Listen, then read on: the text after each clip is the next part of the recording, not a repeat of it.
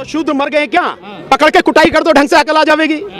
भाई ऐसे लोग जो बिल्कुल पागल कुत्तों की तरह हो चुके हैं, उनका एक ही इलाज है, पकड़ के ठुकाई कर दो एक बार। विवेक बिंद्रा ने इतिहास नहीं पढ़ा। अरे छोड़ ना विवेक बिंद्रा को, छोड़, भतीरी होगी उसके विषय में, और आगे की बात करो यार। हो गए उसके लिए इतनी, ऐसे पागल कुत्तों के लिए इतना ही समय काफी, ज्यादा समय नहीं दो, आगे बात करो। इस देश को कोई नहीं बचा सकता सिवाय इस देश की जनता के और विपक्ष के। विपक्ष देश की जनता को लीड करे और सड़क पे आए, विपक्ष पूरा, सारे संगठन और सारे लोग जब सड़क पर आएंगे तभी देश बचेगा, नहीं तो बचेगा नहीं। लिख लेना आप मेरी बात। जितने भी विभाग हैं उनमें तमाम गुलाम बैठे हैं, मोदी के गुलाम बैठे हैं। मैं यही शब्द इस्तेमाल करूं, सरकार के भी नहीं, मोदी के गुलाम बैठे हैं। 45 करोड़ रुपए प्रतिदिन मोदी अपने प्रचार पर खर्च करता है। 45 करोड़ यानी 4.5 लाख जो आपके अग्निवीर हैं, उनकी एक दिन की जितनी तनख्वाह है, इतनी तनख्वाह, इतना पैसा जो है एक दिन में मोदी केवल अपने प्रचार पर, विज्ञापन पर खर्च करता है। 6 जनवरी को ईवीएम को हटाने के लिए यही जंतर मंतर पर आंदोलन होगा 12 बजे। आप सबसे भी निवेदन है, आप आइए। अरे मिल जाएगी परमिशन, काहे को करा, हमें पता परमिशन मिलेगी। से नरेंद्र दामोदर दास मोदी से कि तू ये बता कि पिछले 60-65 साल में इसने केवल 55 लाख करोड़ का कर्जा लिया।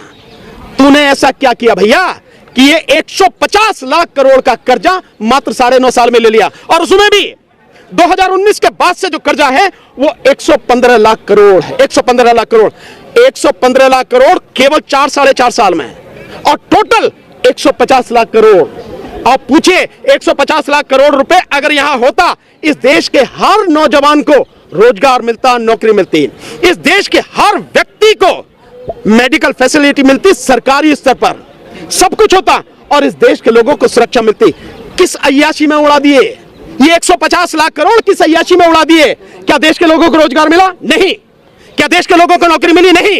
क्या उनको मेडिकल फैसिलिटी मिली? नहीं। क्या लोगों को सुरक्षा हासिल हुई? नहीं। क्या किसानों की आय दुगनी हुई? नहीं। क्या मजदूरों का भला हुआ? नहीं। फिर कहां अय्याशी में उड़ाए 150 लाख करोड़? कहां? देश के लोगों को पूछना चाहिए मोदी से, यही सवाल आज की तारीख में सबसे ज्यादा महत्वपूर्ण है। विवेक बिंद्रा कह रहे हैं कि जो शूद्र है ना वो +1 नहीं हो सकते, -1 हो सकते हैं वो। तो शुद्ध मर गए क्या? पकड़ के कुटाई कर दो, ढंग से अकल आ जाएगी। भाई ऐसे लोग जो बिल्कुल पागल कुत्तों की तरह हो चुके हैं, उनका एक ही इलाज है, पकड़ के ठुकाई कर दो एक बार।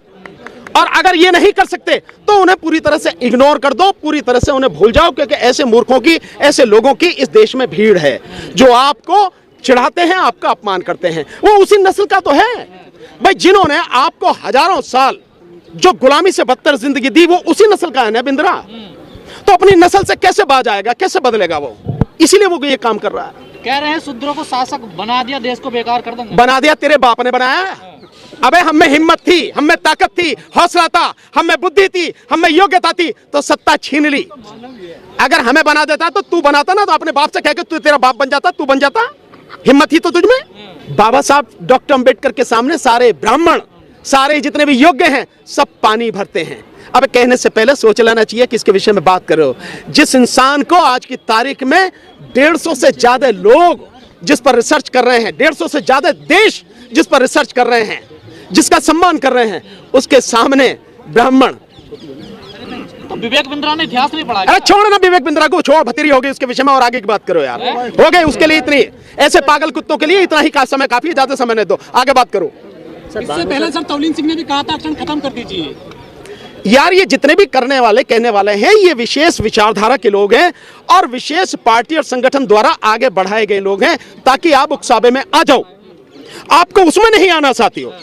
आपको अपने अधिकारों को समझते हुए अपने अधिकार कैसे आप छीन सकें, कैसे आप सत्ता को उनसे छीन सकें, कैसे सत्ता में आप बैठ सकें, उस पर ज्यादा काम करो, उस पर ज्यादा ध्यान दो। आप इन सारे लोगों के उसमें अटके रहने से कोई फायदा नहीं, इस चर्चा करने का भी कोई फायदा नहीं। वो एक रणनीति के तहत मोदी सरकार ने जो पीठासीन अधिकारी हैं उनके माध्यम से उनको सस्पेंड कराया, निलंबित कराया। क्यों?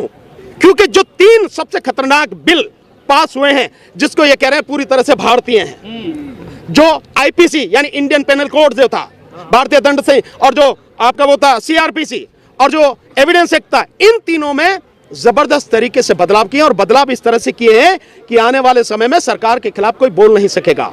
जो राजद्रोह जिसे कहा जाता था, जिस पर सुप्रीम कोर्ट ने रोक लगा दी थी, उस राजद्रोह को देशद्रोह में बदल दिया। इसको तय कौन करेगा कि क्या राजद्रोह है, क्या देशद्रोह है? यह तय करेगी सरकार। और सरकार किस तरह से तय कर रही है आप जानते हो। सरकार तय कर रही है कि जो लोग लोगों का अपमान कर रहे हैं, संसद का अपमान कर रहे हैं, उनको पूरी तरह से संरक्षण दिया जा रहा है, और बाकी जो लोग हैं, जो विपक्ष के लोग हैं, उनको रास्ता बताया जा रहा।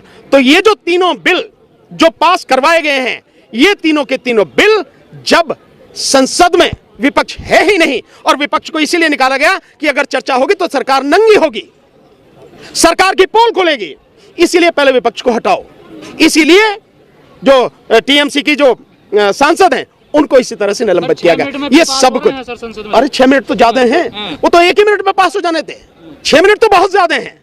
सो आप आईपीसी में अमेंडमेंट कर रहे हैं, आप सीआरपीसी में अमेंडमेंट कर रहे हैं, आप एविडेंस एक्ट में अमेंड कर रहे हैं, और 6 मिनट में ये सारी चीजें पास हो रही हैं। विपक्ष से गलती सिर्फ इतनी है कि विपक्ष अभी भी नहीं समझ रहा कि उससे सड़क पर उतरना है। विपक्ष को आज के हालात जो हैं, इस देश को कोई नहीं बचा सकता सिवाय इस देश की जनता के और विपक्ष के। विपक्ष देश की जनता को लीड करे और सड़क पे आए। विपक्ष पूरा, सारे संगठन और सारे लोग जब सड़क पर आएंगे तभी देश बचेगा, नहीं तो बचेगा नहीं। लिख लेना आप मेरी बात। अब वो स्थिति आ गई है, अब कोई कानून, कोई संस्था, कोई विभाग कुछ करने वाला नहीं है, जनता की मदद करने वाला नहीं है।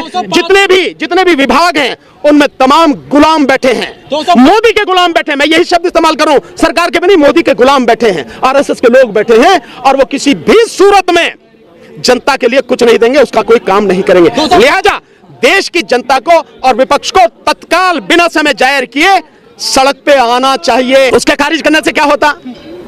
भाई ये तो सच है ना, ये तो नहीं कहा कि नहीं है। गवर्नमेंट ने ये तो नहीं कहा कि 205 लाख करोड़ का जो हम पे कर्ज नहीं, ये तो नहीं कहा ना।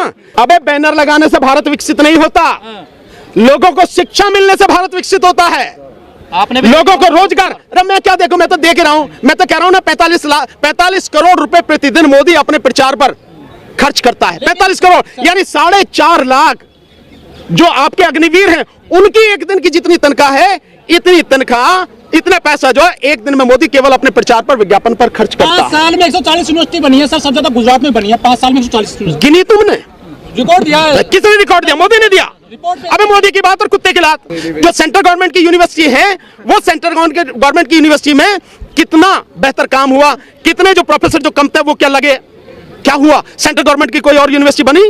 नहीं बनी ना। कहां से हुआ? प्राइवेट की बात, प्राइवेट तो कर ही रहे हैं वो सब कुछ। बात प्राइवेट की नहीं है, बात गवर्नमेंट की बताओ। गरीब आदमी क्या प्राइवेट में पढ़ाएगा? गरीब आदमी पढ़ेगा सरकारी उसमें। इसीलिए सरकारी चीजें स्थापित की जा रही थी, इसलिए सरकारी जो है स्कूल, कॉलेज, यूनिवर्सिटी खोले जा रहे हैं। इसे ये सरकार की जिम्मेदारी है।